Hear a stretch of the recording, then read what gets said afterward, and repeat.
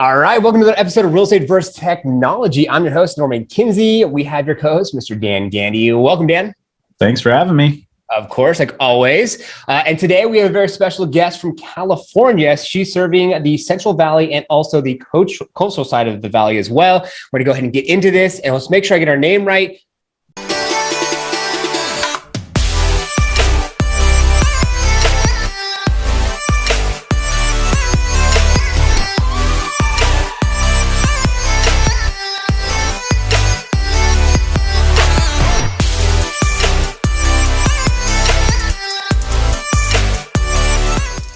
Bryann? Or no? Bryann. Yes. Bryann. So close. I was trying, and if anyone knows me, and I know Dan knows. He butchers names. I butcher names. So welcome to Real Estate vs. Tech. We're glad to have you here today. Yeah, thank you so much for having me. Excited. Really excited. Awesome. So today it's all about you, your business, best practices, techniques. What are you using? We want to share with our viewers and listeners so they can grow their business. Maybe similar techniques that you've used. Yeah. Amazing job with your Instagram. I love the branding. I love the colors. I love the consistency. So you obviously know branding. So kudos to you. That's awesome. So let's get into this. So how long have you been in the business? What made you get into real estate? Yeah, so I've been licensed just over 2 years. Before that, I was working for a real estate team doing marketing for them for about 2 years before that. And I loved it. It really let me get my feet wet, but I was really nervous to jump into not having a steady job and having to live off commission, obviously. So it took me a bit to actually take the leap and get into it, but I really enjoyed the marketing side of it. I went to school down south for fashion, merchandise, and marketing, but growing up in the Valley, really all we have is cows and ag. So there wasn't much fashion for me to get into. But I wanted to have a more creative job. So working for the real estate team, doing marketing, I really enjoyed it. But then also just really enjoyed the interactions that I had with people and things like that. So the real estate team I worked for, they actually moved to the East Coast, and that's what really pushed me to get my license. And then shortly after I got my license, doing the long distance, staying on their team just wasn't working. So I went out on my own as independent at my brokerage. Just really nailed down with branding and marketing and just trying to get myself to stand out, because no matter where you live, there are so many agents and so many to choose from. Yes. So I tried to do different things that a lot of people weren't doing yet. I love that. And I can tell with your background how it ties in with your marketing, your branding, the colors. Like you obviously, you know the direction you're going into, and you've done a really good job. That's awesome. Thank you. So of course. So now we kind of know about like your side, where you've been, how you got started, your background, now being on your own. So are you still just on your own? Are you building a team? What does that look like? So I'm on my own right now. I've had a few people ask me about joining a team, and even at my brokerage, they've been very open to me starting a team. But for me, I take a lot of pride in my business, the quality I give to my clients, my aesthetic, like on my feed, branding, things like that. So it would just have to be the perfect people on my team. So I've been more picky about it, and I've really enjoyed branding myself, getting myself out there and creating a reputation. I think down the line, there could definitely be a team, but right now I'm really enjoying being busy on my own, handling my branding, and growing from here. I love that. That's awesome. So now being on your own, and how long have you been on your own since being with the team? Probably about a year and 8 months-ish. It really wasn't too long that I was with the team when I got started. There were just some different kinks and things, and the distance really wasn't working, but it was hard at first, but the timing like really worked out so I could really brand myself from the beginning instead of really branding myself to a team. And that's something that I'm so thankful about with my brokerage, is that they let me brand myself instead of necessarily branding my brokerage, using their colors for everything. I have people ask all the time, like what brokerage I'm at, because I really focus on branding myself instead. In case I make the jump to another brokerage or anything at some other point, I don't want to start over. That's huge. For the viewers and listeners out there, definitely take note on that, because that's a big differentiation from a lot of real estate professionals out there. And I see that shift happening too in the marketplace. More agents are like, hey, let me brand myself. And, got 30 years veterans in the business that I've talked to years back that said that was one of the hardest things. Rebranding, new tools, new website, new brokerage. It's just a lot. So you heard it here first. Okay. I love it. So past 18 months, how has it been looking for your business as far as buy side, sell side, transaction volume wise? I've always been more 50-50, but this year I've definitely done more listings. I really nailed down, just given the market we're in, to really push the listing side compared to the buying side. But I work with both. I'm happy to work with both. I appreciate working with both and really enjoy it. But I like to keep that consistency, trying to stay 50-50, because business comes from both sides. When someone buys, they're going to sell down the line. You can get referrals from any side. Yep. So I do not ever plan on transitioning to an agent that is only a listing agent and has a buyer's agent beneath me that I send buyers to. That's just not my goal. And that's just where my thought is at this point for my business in the future, I guess. I love that. So a little off script, but I'm curious for viewers and listeners out there that are curious, what are the pros and cons? And I mean, people are people, everyone's great, right? But pros and cons from like the list side to the buy side. Like, what would you say would be some advice for anyone who's listening and watching on that side? I think it just kind of depends on the market. Like, especially here in the Central Valley, inventory's been super low. So it's been really rough for buyers, and it can be really discouraging. Inventory is starting to get a little better here. So it's getting a little easier, at least a little less discouraging to get into a home. But for the past year or so, it's been really easy to sell a home. And it's been such a great time because you get the best terms possible. Yeah. And then even for buyers, if they do get an offer accepted, sometimes they don't get repairs done they want, or they're having to come forward with crazy terms. But then I think if the market makes a major shift at some point, then we're in a buyer's market, then they're in the driver's seat and can ask for a room to be painted purple and get away with it. So I think it really just depends on the market. There's always pros and cons. But I think just given the seller's market that we've been in for a bit, it was, or it could be easier to deal with sellers in certain situations. But in some situations, it's easy to deal with buyers too. I love that. I love that. So be conscious. What is the market doing, and go where the market is. So that way, less resistance can maybe have a little more success with the controlling of the side of the sell side, because obviously the buy side is a little more challenging. So last question I have from me, actually I got two more, and then I'll give it off to Dan for the mix-up round. So the second to last is, what separates you? What is something that you think that is like something that just makes you stand out? I mean, I can already tell from online, but what would you say?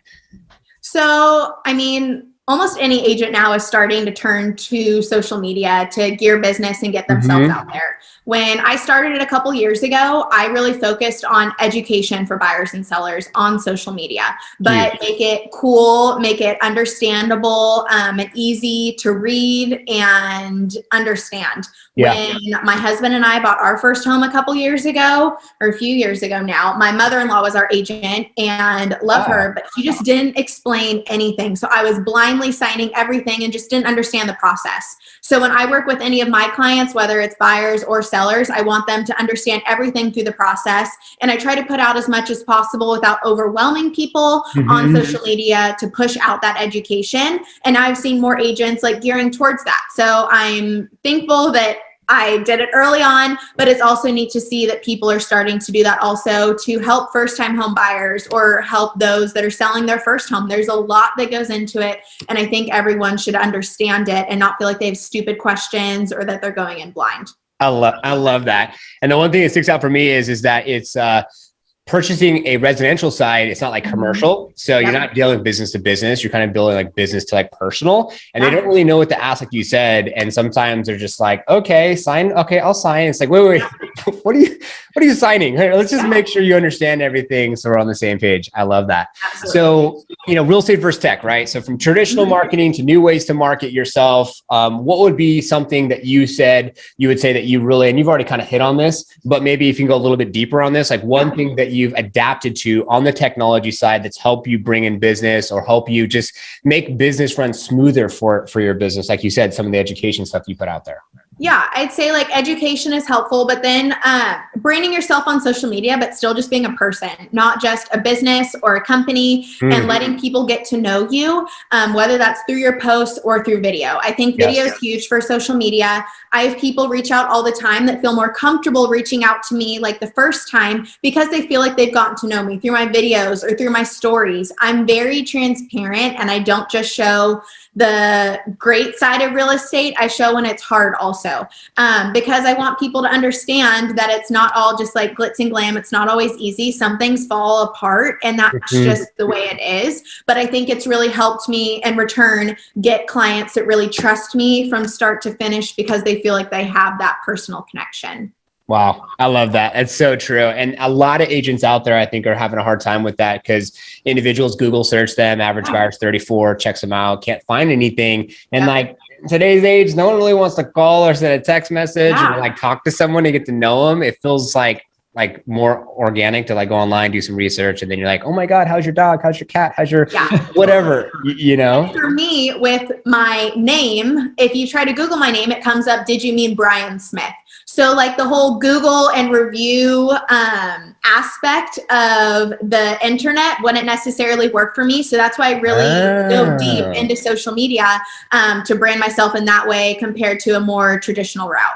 And that's a great idea too, because as you start to build the brand around your name, then Google eventually will pick it up, and then you don't have a celebrity and actor like no competition. You're actually in competition with yourself. Kind of weird.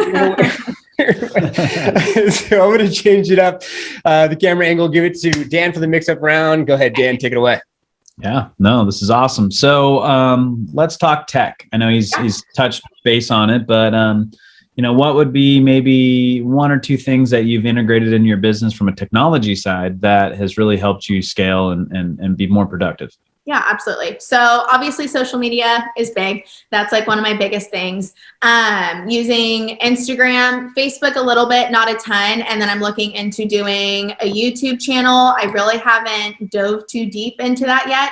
I don't personally use YouTube a ton, but I think it's just always growing, always trying new things and really getting yourself out there because things are constantly changing and evolving. So Instagram is by far my go-to, but I really have to work on getting out of my comfort zone and pushing myself to try new things, to get out there, keep evolving. Because my worst nightmare would be if Instagram shut down like it did last week when it had the little hiccup and things like that, or if my Instagram got hacked and then that's everything that I'm putting all of my eggs into that one basket and then having to start over. So trying to branch out from there, looking at YouTube, still putting out videos, focusing on educational content, but then also personal content is what I'm really going for.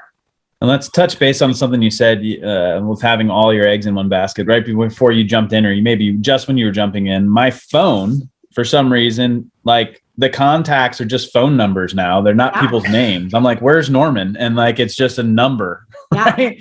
And it's those little things that happen where you're just like, we're so, there's this like relationship with technology that I think we all as real estate agents or any type of business need to be able to diversify. I think you hit on a good point there. I love that. Are you doing any farming? Are you doing any like specific marketing to an ideal area that you want to pull more listings? Tell me about that. So I grew up in the area that I service. So I do have a lot of personal connections here and relationships. Literally, I teach at a Pilates studio that I've taught at for years, just a couple times a week. And I get so many more referrals there than I would have ever imagined. Farming, like I don't do a ton of specific farming necessarily. I don't buy Zillow leads. I don't buy realtor leads. It just hasn't been my vibe, and I like the more organic approach, I guess, and then through social media. So anything I do would just be through Instagram. One thing I do really focus on, I have buyer and seller guides. So I post about that often on my story and on my page, and I get multiple people reaching out every time. But then when I do that, I send them a digital copy. So I'm able to capture their email address and then stay in contact from there. It's all about those funnels. We teach a lot of that at Liftoff Agent, who sponsors this show. And, everybody listen in, right? If you can get that opt-in, the contact doesn't just disappear into leave with value. Leave with value. You don't have to be that annoying person reaching out constantly either. But I think just showing up as a resource can build that lasting relationship. Totally. No, it makes perfect sense. Well, back to you, Norm. That's awesome. Well, thank you so much, Dan. I really appreciate that. And to kind of unpack that a little bit, it was great because, diversifying is super smart. Like you're already saying, being innovative, being creative, and something that came up for me, for the viewers and listeners out there. And also something that I think that you can relate to is like, you've already done the high value content on Instagram. So just translate that over to YouTube, and then the 5 reasons why to move into your area, the 5 top things you need to think about, sell or buy or whatever. And I got a buddy of mine who is Mike Sherrard, one of our keynote speakers for an event that we have coming up at the end of the month. I think he's turning an ad revenue of $50,000 a month just off of his YouTube channel and education. So now you're like, oh my God, like you're teaching Pilates. Now you're like doing YouTube videos, potentially making ad revenue from it. It's just amazing. Technology is just, there's endless opportunities. That's so absolutely cool. Definitely. I love that. So last couple questions I have before we'll open up the floor to you, and you can leave our viewers and listeners anything that you want them to take from today's episode. So like niche specifics, like expert, like do you do anything with, because you have like the buyer guide, the seller's guide, do stuff with that. Have you got any deeper? Because I heard a lot about like the Tom Ferry Summit. They're talking about like empty nesters, California's Prop 19. Like, do you focus on anything like a specific type of demographic, like besides just the buy side, sell side general, or how does that look like for you? I really don't. I mean, I guess through social media, more of a demographic for sure, but then I get so many referrals like in town or just connections with people I know. And then through the Pilates studio, we have people of all ages. And I just want to connect with as many people as possible, but stay authentic. Like I'm not going to fake a relationship or pretend to be anything. So I think just being kind to everyone, no matter what, and building those lasting relationships. And I mean, I'm in a small town, so there's plenty of agents for people to choose from. So just being a resource, being happy to help regardless, and just being readily available when people have questions, answers, or anything I can help with, I am happy to help. I don't want them to ever feel like they're paying or anything like that. So not a specific niche necessarily on social media. I mean, I just focus more on branding for more probably like my age group, maybe a little bit above for like my demographic. I service a lot of areas in the Central Valley, but my bread and butter is definitely the town that I live in. I love that. And for the viewers and listeners out there, it's like when you leave with value and you don't have any type of alternative modem, whatever the case, they could sense it. They're like, hold on, something's not right here. Like what is really like going on? So that's awesome. Love it. So I guess the last question I'll have for me, we kind of got into the other question I was going to ask you, is like your secret weapon. So like if someone was to work with you and I wanted to listen at home with you, like what is something that you would say that is a part of kind of your process to build my confidence in wanting to work with you and list with you? So I think 2 things, like number 1, having really great relationships with other agents here in the area. That's another thing I really liked about being independent, and at my brokerage, we have a lot of independent agents compared to being at another brokerage or being at a team and burning bridges if you leave or different things like that. My brokerage is definitely smaller and there's not a lot of competition between my brokerage and other brokerages that might have intense competition. So I think that's really played to my favor that I've been able to have relationships with other agents at multiple brokerages and able to get more of an inside look or inside scoop before homes hit the market and things like that, or to actually get more insight, like if it's a crazy competitive situation, to help my buyers put their best foot forward. I would say second thing, my mother-in-law, she was an agent, but she's also an appraiser. So I look at everything from an appraisal standpoint. When I'm talking to my buyers and my sellers, I want to set realistic expectations no matter what.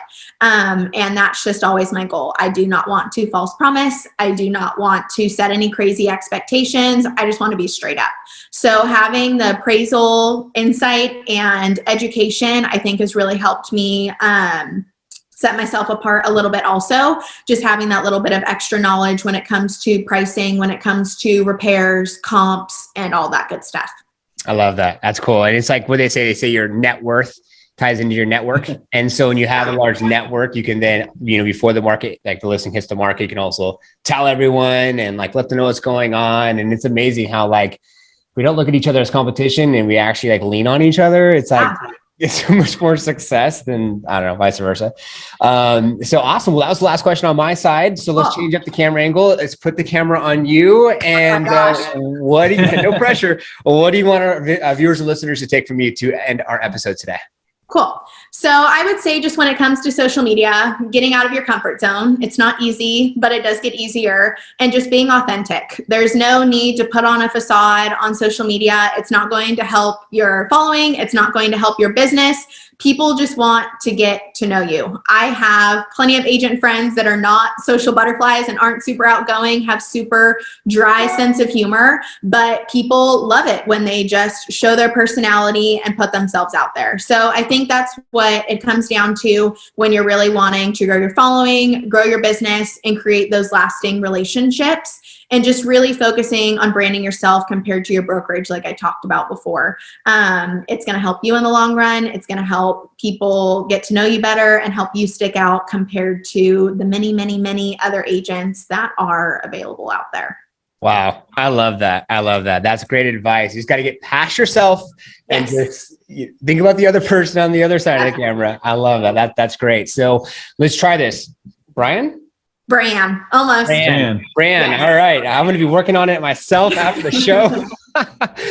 We appreciate you being on Real Estate First Tech and sharing some great information for our viewers and listeners. So thank you yet again. Dan, thank you so much for being our co-host.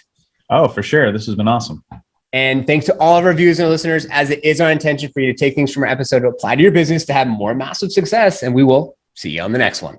Thank you. We made it to the end. Well, thank you so much for watching Real Estate First Technology. We hope you found value, especially something you can apply to your real estate business. If you could do us a favor, we would appreciate it. A thumbs up. If you subscribe, hit the notification bell, you'll be notified for new episodes coming out, and comment below. What the heck did you learn? If you want to join our Facebook group page, there's a link right here. If you want to be featured on Real Estate First Technology, send us a DM on our Instagram page. We'll see if we get you on the show. So, take care. Thanks for watching, and we'll see you on the next one.